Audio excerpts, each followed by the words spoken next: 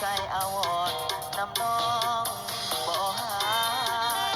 สาวบ้านตูมใหญ่เคยไปเที่ยวงานสงกรานต์คุณสวงเรือยังไทยประสานผูกสัมพันธ์หักซึ้งในใจสัญญาเคยมาพบกันงานบุญบังไฟถึงตัวอ้ายจะอยู่ไกลแต่ว่าหัวใจห่วงน้องบ่เศร้าชาวบ้านบุกเบาหักเจ้าบ่เคยจืดจางคิดทอดแท้เด้น้องนางไปกินหมากยางสงกรานต์ที่ก่อนผู้ตาดอนใสลูกขอกราบยกมือขอพรขอมาเป็นเคยบ้านดอนกราบวิงวอนให้ปู่สงสาร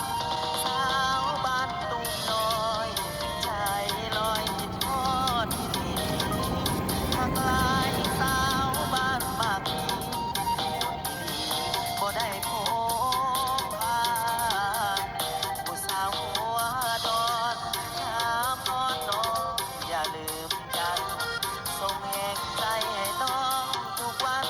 อายอยากผูกพันเป็นเคยดอนทราย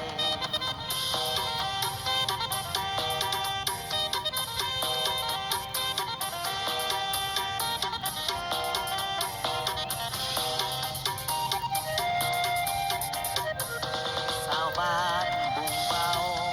หักเจ้าบ่เคยจืดจางคิดทอดแท้ได้น้องนางไปกินหมากยางสงกรานต์ปีก่อนปู่ตาดอนใสลูกขอกราบยกมือขอพรขอมา